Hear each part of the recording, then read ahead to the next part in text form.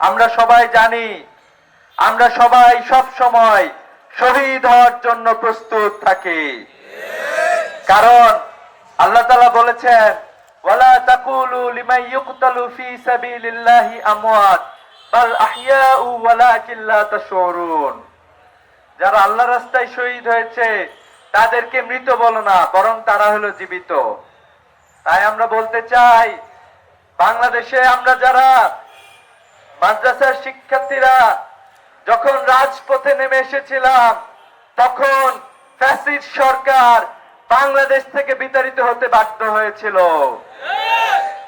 জুলাই বিপ্লবের অগ্নিঝরা দিনগুলোতে 16 জুলাই, 17 জুলাই যখন ঢাকা বিশ্ববিদ্যালয়ে গায়েবানা জানাজা থেকে সাউন্ড গ্রেনেড, টিয়ার শেল মেরে ঢাকা বিশ্ববিদ্যালয় খালি করে দেয়া হয়, তখন যে জায়গায় আন্দোলন নতুন ভাবে স্ফুলিঙ্গ ছড়ায়, সেই ময়দানের নাম হলো যাত্রাবাড়ি। যাত্রাবাড়িতে সকল স্তরের সাধারণ মানুষ, তামিল মিল্লাত মাদ্রাসা, দারুন নাজাত মাদ্রাসা, বিভিন্ন কওমি মাদ্রাসার শিক্ষার্থীরা রাজপথে নেমে সেদিন বাংলাদেশের দক্ষিণাঞ্চলকে ঢাকা থেকে বিচ্ছিন্ন করে দেওয়া হয়েছিল।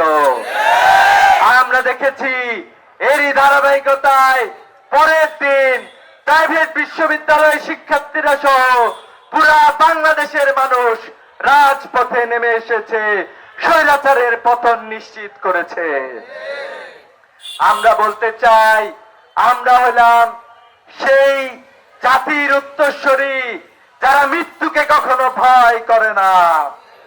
আমরা উত্তরসূরি হলাম শহীদ তিতুমিরের, আমরা উত্তরসূরি শহীদ হাজী শরীয়তুল্লাহর, আমরা উত্তরসূরি সিপাহী বিপ্লবে অসংখ্য আলেম ওলামা নির্যাতিত নিপীড়িত হয়ে শাহাদাত বরণ করা মাদ্রাসা শিক্ষার্থীদের উত্তরসূরি হলাম আমরা।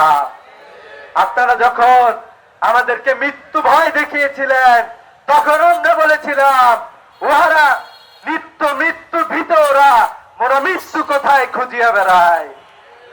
আমরা বলেছিলাম, আমরা আপনাদের স্বৈরাচারী কায়দাকে ভয় পাই না, কারণ মাদ্রাসার শিক্ষার্থীরা যে শিক্ষায় শিক্ষিত হয়, কোরআন এবং হাদিসের শিক্ষায় শিক্ষিত হয়, যে শিক্ষা আমাদেরকে শেখায় সত্যের জন্য, মানুষের অধিকার আদায়ের জন্য, যারা মৃত্যুবরণ করে তারা শহীদী মৃত্যুবরণ করে। তাই আমরা বলতে চাই, আগামীতেও যারা ভেবেছেন, আমরা দেখতে পাচ্ছি অলরেডি মাদ্রাসার শিক্ষা ব্যবস্থা নিয়ে ষড়যন্ত্র শুরু হয়েছে। মাদ্রাসা নিয়ে নানা ধরনের ষড়যন্ত্র চলতেছে। গত কয়েকদিন আগে আপনারা দেখেছেন, মাদ্রাসা নারী শিক্ষার্থীদের জন্য ফুটবল টুর্নামেন্ট চালু করা হয়েছে। মাদ্রাসায় শিক্ষার্থীরা যারা ভর্তি হয়, তারা কি এটার জন্য মাদ্রাসায় ভর্তি হয়? আমরা ধিক্কার জানাই, আপনারা আপনাদের এই ধরনের আচরণ পরিহার করেন। জুলাই বিপ্লবে শতাধিক মাদ্রাসার ছাত্র, আলেম ওলামা শাহাদাত বরণ করেছে। আমরা দেখেছি আমাদের প্রত্যেকটা ময়দান আমাদের জন্য রাজপথ হয়েছিল, আমাদের নামাজের জায়গা। আমরা এটাও দেখেছি, জুলাই বিপ্লবে শুধুমাত্র 46 জন হাফেজে কোরআন শাহাদাত বরণ করেছে। এত অসংখ্য শহীদের বিনিময়ে আমরা এই বাংলাদেশ মুক্ত করেছি। আমরা যেই যাত্রাবাড়িতে দাঁড়িয়ে আছি, এই যাত্রাবাড়ি একবারে 17 জুলাই পর্যন্ত, 5 আগস্ট পর্যন্ত তারা আমাদের এখান থেকে সরাতে পারে নাই।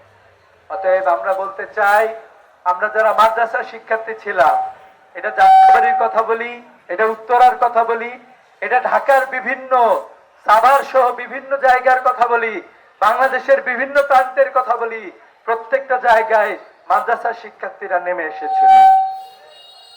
আমরা চেয়েছিলাম একটি সুন্দর স্বনির্ভর বাংলাদেশ, কিন্তু আমরা এখনো সেই বাংলাদেশ পাই নাই।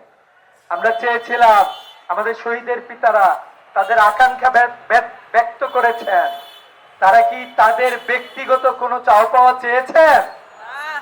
আমরা প্রধানমন্ত্রী সহ বর্তমান সরকারের যারা আছেন তাদেরকে বলতে চাই, শহীদের বিনিময় আপনার দল, আপনার সরকার কখনোই দিতে পারবে না।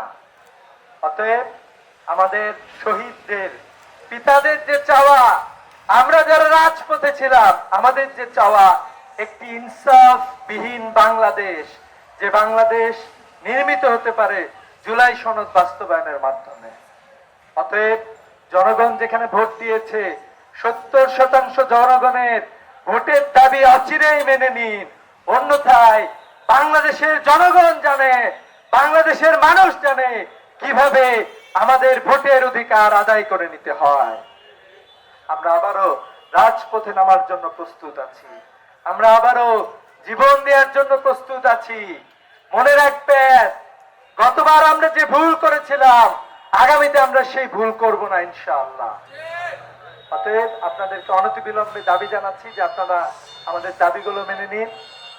আপনারা যারা আজকের ইসলামী ছাত্র শিবির কর্তৃক আয়োজিত জুলাই রেজিস্ট্রেশন ডেতে আমাদের সাথে সংগতি প্রকাশ করেছেন, বিভিন্ন মাদ্রাসা থেকে যারা এসেছেন তাদেরকে ধন্যবাদ জানাচ্ছি। আগামীর বাংলাদেশ বিনির্মাণের জন্য আমরা একসাথে লড়ে যাব ইনশাআল্লাহ। আসসালামু আলাইকুম।